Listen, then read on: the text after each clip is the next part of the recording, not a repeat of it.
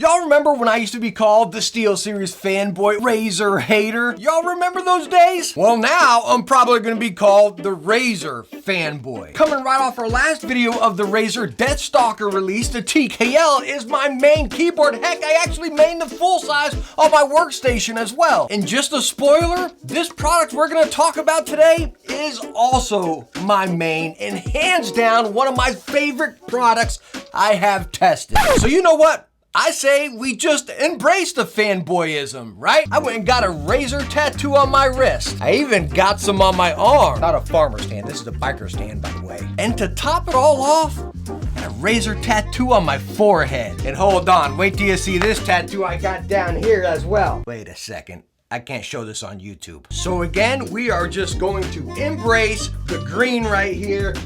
Give me 1 second, I'll be right back. That's better, right? I mean, come on, Razer, you sent me like a 3XL here. Like, holy smokes, this is gonna be like a moo-moo for tonight or something I can cuddle up in. By the way, check it out. Razer tattoo on my neck as well. Yo, hold up. There's seriously one other thing I gotta show you. You guys are like, dude, get to the product already, right? I know, I feel you, right? But check out this sweet stinking spinner Razer sent me. It's like this heavy duty glow in the dark Razer thing. I mean, just check it out. Don't you like that? I'm sure the haters really want one of these spinners, don't they? So all right, let's get to the product, the Razer Deathadder V3 Pro. And no, this is not just another Deathadder. Trust me and stick through this right here. So as far as in your box, well, of course, you're gonna get your mouse. Now it's also gonna come in a black variation as well. Of course, we have the white one here. You're gonna get your detachable USB-C charging cable. You get your little dongle extender, and then your dongle, really nice that they actually stated the product name on it so you don't misplace or put your dongle in the wrong spot or anything. You're also gonna get some grips for 1 and 2, and then the side. I like it without. Again, we'll talk more about that. Now, in my use of the mouse, I did use the new Razer 4K polling rate dongle. We'll talk a lot about it as far as using this and then the stock dongle. So seriously, this is not just another Razer Deathadder. We've seen many different variations of the Deathadder before. This is very different. And starting off by taking a look at the dimensions. Yeah, it's still a big mouse. It's a plump mouse. It's a handful that Techne loves. You know, Techne loves a good old handful. Keep it clean here. And now when you take a look at it compared to the Deathadder, do we say older Deathadder? I don't know, right? It's just, maybe they should have called this something completely different to keep us even here, you know what I mean? But just taking a look at this from top down, you see the original Deathadder sways out from the side. Again, no matter which version, they're all the same. I got the V2 Hyperspeed. This is one I really like right here, but it sways out from the side up there. Look at the new one, the V3. You don't have that at all. Right? Now, when you look at from the side profile, yeah, it's still quite plump. You can see the buttons are just slightly different, scooched back just a pinch right there. You still got that nice curve, and then on the side, you still pretty much got the same right there, the lift off on the front and everything, that nice hump in the middle, that whenever you put your hand on it, you're really in place. Now, when you come over to the original Deathadder, you feel those flare-outs in the front, especially for me on the right side. I feel it flaring out right there. Kind of always created that slight push to the left. Different person to person, but that's what happened to me. And I'd also always get this little hump in the back right here, would constantly hit me in the palm. Coming over to this one, I can claw it comfortably. Bam, pull it right into my palm. I can palm grip it. It is just, wow, the shape is perfect. So as you're seeing, no, it's not just another Deathadder, but what it is, clear as day, is a Zowie EC2. If you've ever used a Zowie EC2, you all know I stinking love it. I've done multiple videos on it. It's been the mouse I've been maining. It really has. And whenever you take a look at them right here, you're really gonna see that. We'll pull out the other Deathadder just so you can kind of see the difference there.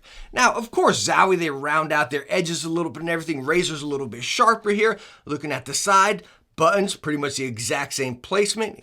The lift off up at the front, pretty much the same. That nice hump right in that spot. So again, if you've ever used the EC2 and you like it, or you like the way it felt, that is exactly to the T what you have right here in the hand. Doggy, is it good in the hand. Now touching more on the buttons, on 1 and 2, they are using the Gen 3 opticals. Heard them many times before, same right here. Now, one thing they did change is the scroll wheel. Let me pull out the other Deathadder again. Take a look at how low and recessed that scroll wheel is right there. Super low, you just roll over it. Over here, it's raised up a little bit more. And me personally, that is one thing I do not like about the mouse, honestly. I love how the old Deathadder, you can just flow right over it. It's not a big deal. This is me nitpicking, okay? Like, I game with it perfectly fine, but I would prefer it be recessed in there and I can just roll on top of it a little bit. But again, it's not deal breaking. Now, taking a look at the weight of the mouse, slapping on a scale where you're getting right at 64, 62 grams here, and it is incredibly lightweight, very nice and balanced. You don't feel extra weight on the front, the back, or anything. I just did that opposite. I said front when I was in the back when I was in the front. You catch my drift, right? But no joke, it is just perfectly balanced for a plump ergo mouse. That is so nice to see. As far as the build, yo, this thing is solid, rock solid. Now, if I lay into my 1 and 2 here, you can see I get a little bit of movement. I mean, heck, you're gonna get that in any mouse, but whenever you're playing and really smashing and get into these buttons, they don't budge at all. So again, top to bottom, rock solid. Now, as far as performance in using a mouse, using a 30K sensor, you get up to 90 hours of battery life. Now, talking about me using it with the regular dongle, in the 4K dongle, I mean, I always charge my stuff, so I never have to deal with a product out of battery. But as far as using 4K, I'm not sure how much more does it drain your battery. And talking about using the 4K sensor with this mouse, I honestly didn't notice a big difference. Heck, if any, it was probably just messing with my head. You all know I love the Viper 8K and then the 8K Huntsman, it was the TKL. I love those, and I can tell that slight bit of smoothness. It's not like advanced, it's just smoothness, natural flow with you. I really didn't get much difference going from regular dongle to the 4K dongle, but since I had it, this is primarily what I used. And no joke, using this mouse, me playing a lot of Halo, lots of Destiny, getting into Ghost Recon Wildlands, again, it's just fun to play very realistic. Across every game, it was perfect. Again, shape and feel and grip is different person to person. We get that, right? One other mouse I can probably compare it to is the glorious Model D. If you like that, you're gonna love this right here. Not the minus, because this is bigger. And talking about that, I think this would be a good place for Razer to even implement that, bring in a mini version of this. You remember the Razer Deathadder Mini? Yo, I hated it. I clear as day said, this is a joke and it should never come out. Because those swerves where it swooped out at the front, it just made it unusable, right? This being an EC2, you make this in a mini, which is the EC3 or 1 or whatever out there, right? You make the mini version and it's gonna suit a lot of people. So Razer, jump on that. Make this in a mini version ASAP, because I think a lot of people will truly, truly love this. I mean, me personally, again, it's perfect already. Now, one other thing as far as performance, when we look at the bottom of the mouse, as you see, you got your PTFE feet. I'm gonna nitpick here again. I wish they would have made one straight foot going all the way across. Why couldn't they put, I understand you got your USB-C port right there, but again, you're just making a slight divot.